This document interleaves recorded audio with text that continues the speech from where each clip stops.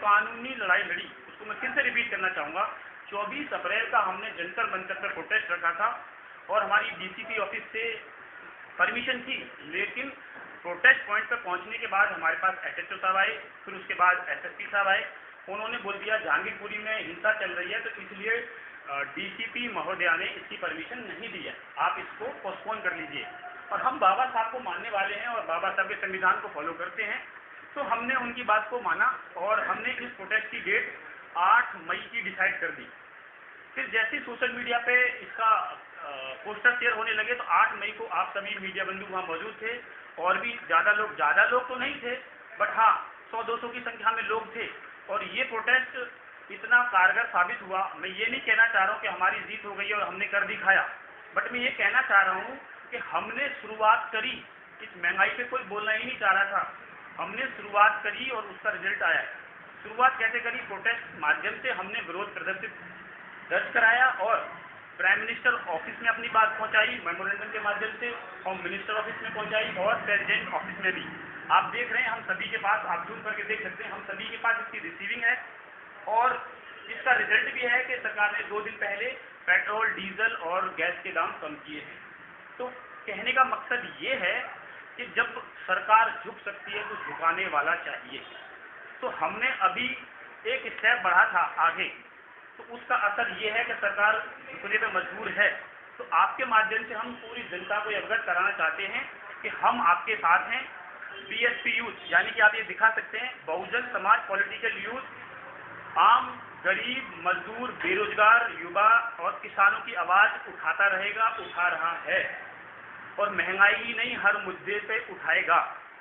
तो इसको ये आपके माध्यम से सभी में ये पहुंचाना था कि किस तरह से सरकार गुमराह कर रही है और अगर ऐसे टाइम पर भी आप कदम से कदम मिलाकर यानी कि बीएसपी यूथ के साथ खड़े होंगे तो हम हर मुद्दे पे आवाज उठाएंगे और अमूमन जिस तरह से सरकार अब झुकी है आगे भी भविष्य में झुकेगी और हमें उतना मजबूर नहीं होना पड़ेगा, हम अपने हक अधिकार लेते रहेंगे।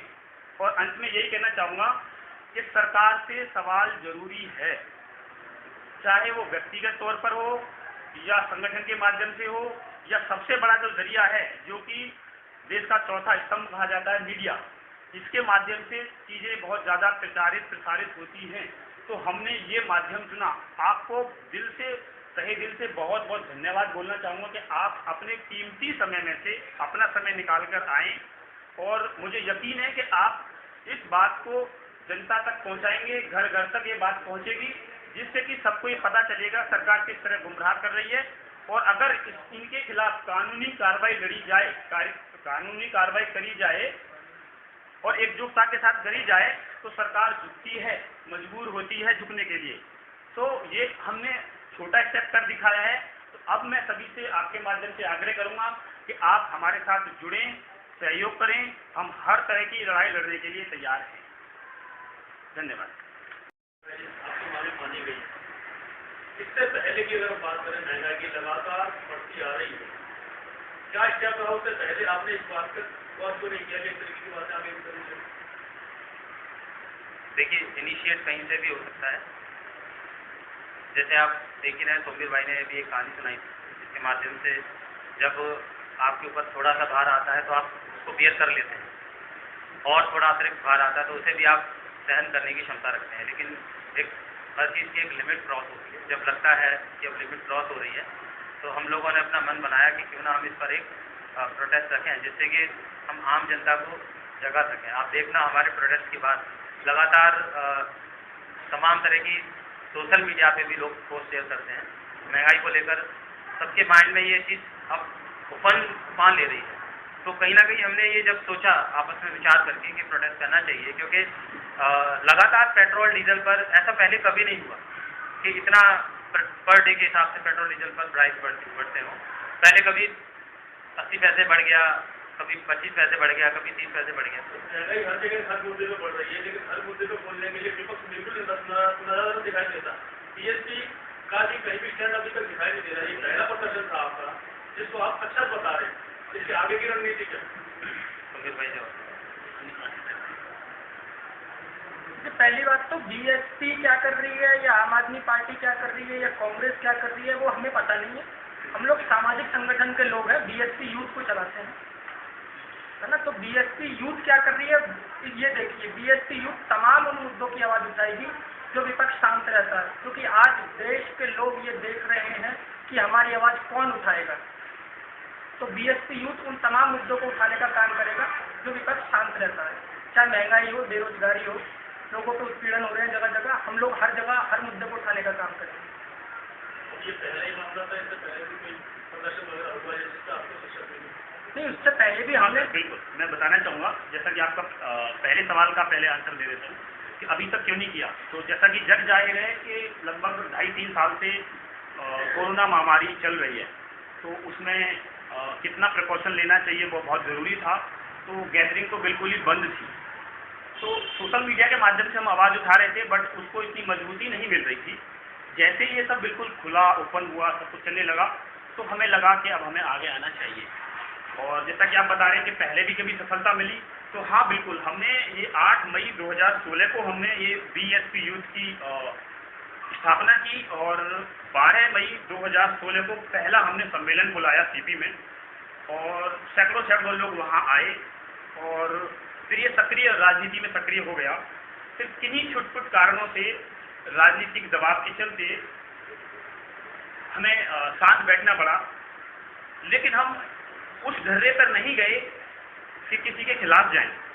हमने, चाहे आप पार्टी प्रोटोकॉल के लें, मैं किसी का नाम नहीं लेना चाहूँगा, हमने उस संवैधानिक दायरे में काम करते गए, और जब ये देखा कि इलेक्शन दर इलेक्शन कहीं ना कहीं ये चीज़ की कमी खल रही है कि कोई तो आए और आगे आके बोले, तो फिर हमें लगा कि अब हमें बोलना चाहिए।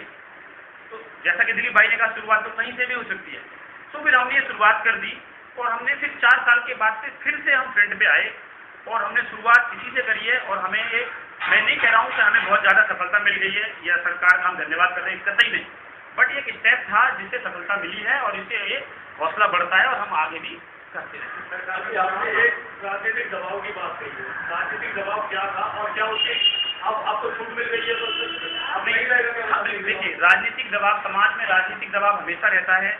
कुछ चीज़ें होती हैं, हम और आप बदलाव चाहते हैं, लेकिन सामाजिक बदलाव बहुत देरी से होता है, और राजनीतिक बदलाव आमूल-तूल इंस्टेंटली हो जाता है।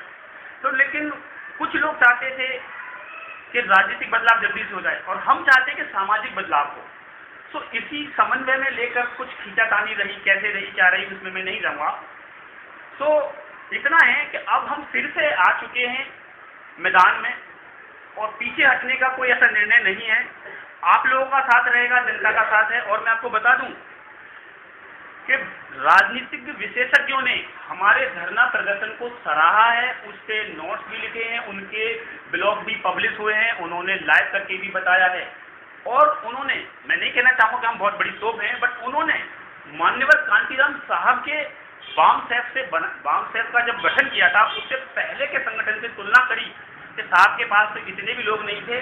बहुत अच्छी बात है, साहब का कार्य है कि आपने ये किया है, और उन्होंने आम जनता को चेताया भी है कि वो लोग बाद में पछताएंगे जो लोग आज किसी के बहकावे में आकर इनका साथ नहीं दे रहे हैं। तो ये सराहना हमारे लिए मनोबल बढ़ाने का काम करेगी, और यही मनोबल बढ़ रहा है, तो आपके माध्यम से हम आगे भी अपनी बात रखते रहेंगे। और इसी तरह हमारा उद्देश्य राजनीतिक बदलाव नहीं, सामाजिक बदलाव है, जो कि हम करते रहेंगे। आपने कहा आपके धरना प्रदर्शन को बहुत से लोगों ने सराहा है, और सरकार ने आपकी बातें मान के डीजल के पेट्रोल के रेट भी घटाए, तो आप बोलेंगे थैंक यू मोदी जी? बिल्कुल हम नहीं बोलेंगे। मैंने कई बार भी पहले बोला है कि हमने ये थैंक यू के लिए तो बिल्कुल भी नहीं बोला है, और हमसे इससे बहुत ज़्यादा खुश भी नहीं। बिल्कुल नहीं, मांगे मान ली है, लेकिन जिस तरह से माननी चाहिए उस तरह से तो नहीं है। जैसे दिलीप भाई ने बिल्कुल टेक्निकली समझाया, एक कहानी के माध्यम से मैंने भी समझाया, पहले इतना बर्डन बढ़ा दो, फिर इतना सा कम कर दो। मनु मीडिया है, गोदी मीडिया है, वाहवाही कर रहा है और दिखा रहा है, जबकि उन्होंने बिल्कुल स्पष्ट बताया है कि सेंट्रल गवर्नमेंट का जो पार्ट है वो एक पैसा भी कम नहीं हुआ है, ये स्टेट गवर्नमेंट का कम हुआ है। तो इसके लिए सेंट्रल गवर्नमेंट को वाहवाही देने का तो कोई मतलब ही नहीं। देखिए, जनता में क्या है, अभी जनता का सवाल बड़ा पेचीदा भी है और बड़ा अच्छा भी है। मीडिया बंधु के लिए बहुत अच्छी बात होती है कि जनता तो कर रही है, और आपके पास सामने रिजल्ट भी है कि तो अभी तो सरकार भी बना के दी है। मगर इसमें क्या है, कई तरह की भ्रांतियां हैं। क्योंकि जनता को गुमराह भी किया जा रहा है, जैसे अभी किया जा रहा है कि सरकार ने कम कर दिया लेकिन नहीं किया। इसी तरह की कई सारी चीज़ें हैं, राशन बांटना, कई तरह की चीज़ें। अभी आप ये भी देख रहे होंगे कि राशन कार्ड को जब्त करने की योजना चलाई जा रही है, लेकिन जब जैसे ही आपके माध्यम से चला कि राशन कार्ड जब्त क्यों हो रहे हैं, तो सरकार ने फरमान निकाल दिया, हमने तो बोला ही नहीं है राशन कार्ड जब्त हो रहे हैं। तो ये बहुत सारी चीज़ें हैं, तो वो गुमराह करते हैं। तो हमें आपके माध्यम से हम इसी चीज़ को आगे लाना चाहते हैं कि गुमराह नहीं होना है, लीगल डॉक्यूमेंट की लड़ाई लड़नी है, जिसमें सफलता मिलेगी और छोटी बहुत मिली है, इसके लिए हम कोई सही नहीं बोलना चाहते। आने वाले समय में आपकी और क्या क्या मांगे रहेंगी, किन किन मुद्दों को लेकर के आप लड़ाई लड़ेंगे? हम चाहेंगे सबसे पहले देश के अंदर शिक्षा बहुत जरूरी है, और जिस तरह से प्राइवेटाइजेशन हो रहा है, एजुकेशन का भी प्राइवेटाइजेशन बड़े पैमाने पर हो रहा है। सरकार काफ़ी सारी चीज़ों को प्राइवेट कर चुकी है, और जिस तरह से एजुकेशन में प्राइस राइजिंग हो रही है, उससे गरीब तबके के जो लोग हैं वो कहीं ना कहीं वंचित रह जाएंगे शिक्षा से। तो हम सरकार से मांग करना चाहेंगे कि शिक्षा पर सरकार पैसे ना बढ़ाए, जो फीस में इंक्रीजमेंट किया है, जो एंट्रेंस एग्जाम में इंक्रीजमेंट किया है, इसको सरकार बिल्कुल मिनिमम पर लेकर आए, या फिर इसको फ्री एजुकेशन करने का काम करे। इसके अलावा बेरोजगारी की भी समस्या देश के अंदर बहुत ज़्यादा है। हम चाहते हैं सरकार बेरोजगारी पर भी ध्यान अपना आकर्षित करे, जिससे कि जो युवा पढ़ लिख कर निकल रहे हैं, सभी स्किलफुल होते हैं जब पढ़ाई करते हैं, तो ऑब्वियसली तो उनको रोजगार उपलब्ध कराया जाए, ना कि उनको चाय पकौड़ा में उलझाने का काम किया जाए या धार्मिक चीज़ों में उलझाने का काम किया जाए। जिस तरीके से महंगाई को लेकर के आपने सफलता हासिल की, आपकी बातों को माना जाएगा, लगता है आपको? प्रयास जरूरी है, रिजल्ट बात की बात है। हम अपना प्रयास करते रहेंगे, सरकार को लामबंद करने का भी काम करेंगे। आप सभी मीडिया बंधुओं के माध्यम से भी हम सरकार पे लगातार दबाव बनाएंगे, और जनता को जागरूक करना बहुत जरूरी है। जब जनता को हम जागरूक करेंगे तो जनता भी हमारे साथ आएगी। आशीष जी, आप ही की बातें क्यों मानेंगे सरकार? और भी संस्था है, और भी तो पार्टी है, तो संघर्ष करने के लिए मना किसने किया है? आपके संघर्ष जो यूथ में ऐसा क्या है? जो लोग सड़कों पर संघर्ष करेंगे, बाबा साहब के विचारों पर चलकर संघर्ष करेंगे, लोग सरकार मानेगी क्यों नहीं मानेगी? आपके सामने उदाहरण है, हमने बाबा साहब के बताए हुए रास्ते पर ही चलकर सरकार को झुकाया है ना। आगे भी हम वही काम करेंगे। आप देखिए ना, आप इस चीज को देख सकते हैं, ये हमने बाबा साहब के कानून की लड़ाई लड़के ही सरकार को झुकाने का काम किया, और आगे भी हम बाबा साहब के बताए हुए रास्ते पर ही चलकर सरकार को झुकाएंगे। सर, आपको अभी कहा मैंने, आपको कहने के मुताबिक पेट्रोल डीजल में दाम कम हुए, इलेक्शन से पहले भी कम हुए कुछ समय के लिए जी, तो उसको किस नजरिए से देखते हैं? देखिए, वो उनका चुनावी जुमला था एक, है ना, लोगों को गुमराह करने का। लोगों को कि एमपीडी के चुनाव आने वाले हैं तो दोबारा मुक्त कर दिया था। अगर ऐसा है तो आने वाले समय में फिर हम लोग इसकी आवाज उठाएंगे। हम लोग शांत बैठने वाले नहीं हैं। हाँ, इसका मैं और भी अच्छे से जवाब देना चाहूँगा, हालांकि आपने अच्छे से दिया है कि आप कह रहे हैं एमसीडी, आप कह रहे हैं कि एमसीडी चुनाव आ रहे हैं, शायद इस वजह से तो नहीं किया है। तो जैसा कि सर ने अभी बोला कि पहले चुनाव से पहले भी तो कम किया था, तो आप वो समय तय करें कि पहले कितने चुनाव से कितने समय पहले उन्होंने कम किया था, और अभी एमसीडी का चुनाव का तो कोई नामो निशान है ही नहीं। अभी तो मर्जर में लगे हैं, तो मेरे भाई उसमें तो काफ़ी टाइम लग जाएगा।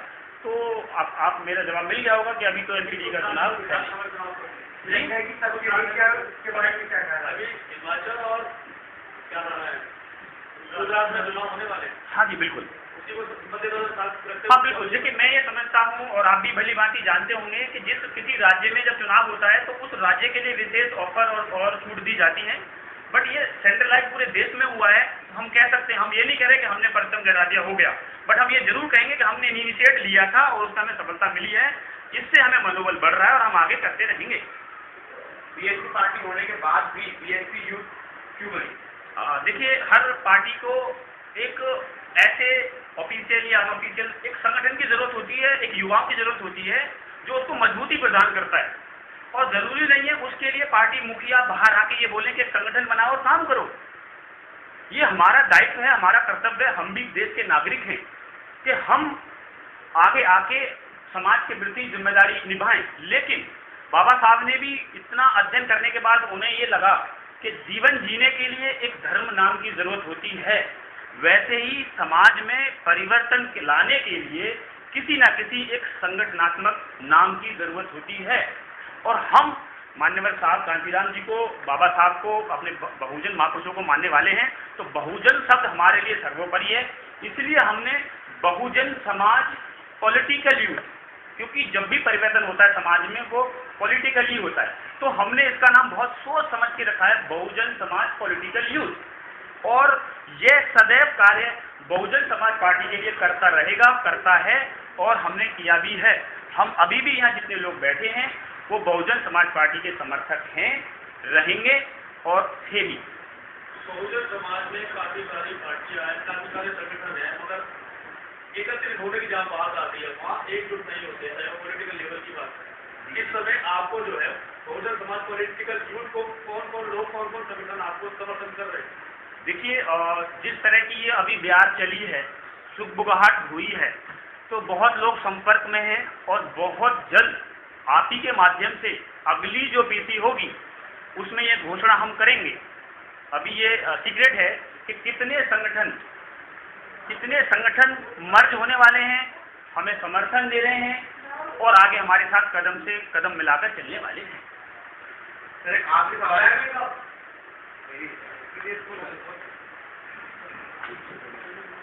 आदि जी, एक आखिरी सवाल है, क्या बहन जी साथ में है?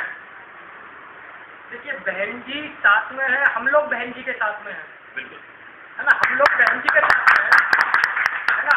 ये तमाम बीएसपी यूथ के तमाम प्रत्येक कार्यकर्ता बहुजन समाज पार्टी